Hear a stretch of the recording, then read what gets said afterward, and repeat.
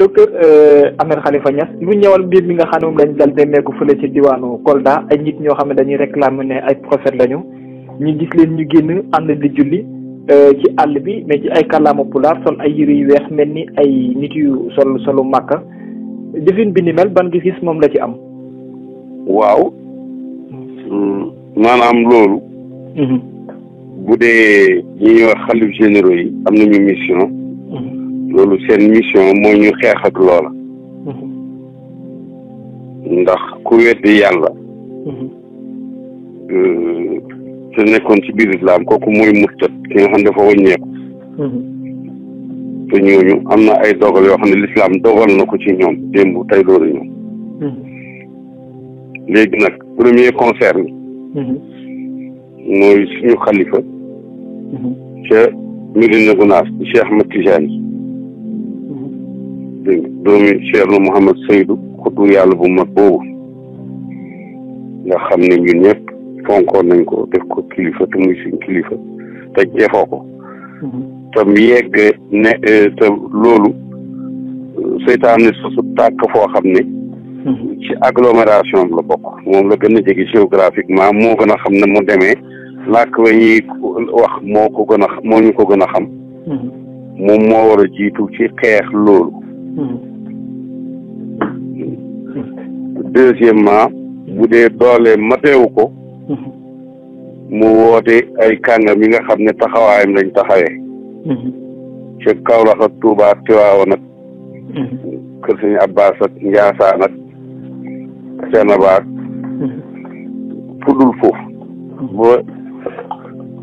ba nga demee Ndogondo ba ngay demee waa kër Cheikh Saad bu Cheikh waa kër mboolem kàngami diine ji ba ngay demee Guet Ardo maanaam mu booleen di dimbaliku ci ñoom fekk ne moom du ko mais moo war a njëkk a déclenché te li mu war a wax xam na ko li mu war a def xam na ko.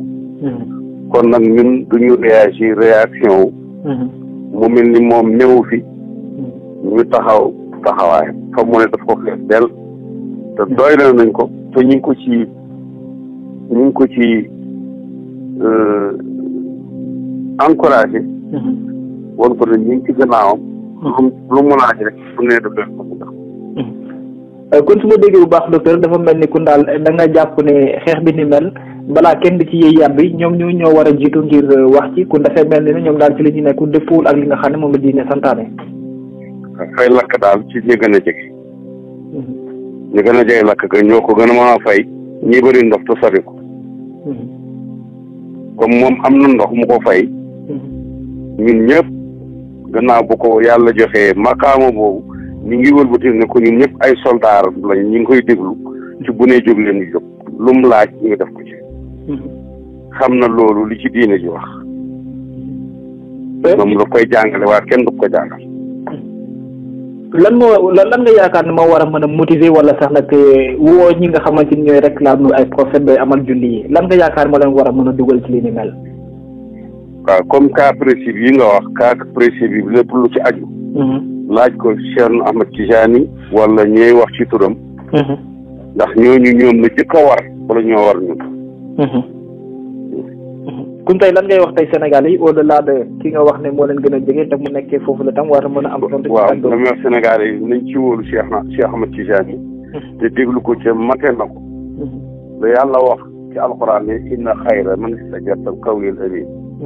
ki jare maye mbir mooy ki am doole ja te am fidélité ba te am volonté ba ñun ëpp ñu volonté bu gën ñoo bëgg l'islam gënu ñoo xam l'islam Cheikh Ahmed Tidiane.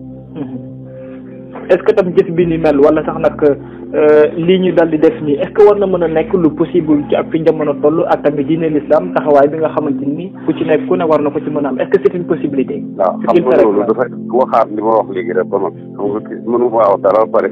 nga wëlbati di ko laajaat ci forme de question wax naa ko.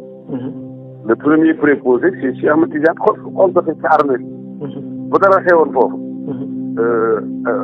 wàllu armée bi nga xam ne ñoo nekk ci zone sud wala ci zone est. ñoom ñuy njëkk a def li ñu mën contre l'ennemi. bu ñu laajee renfort ñu laaj renfort non réveillé demeewul leneen.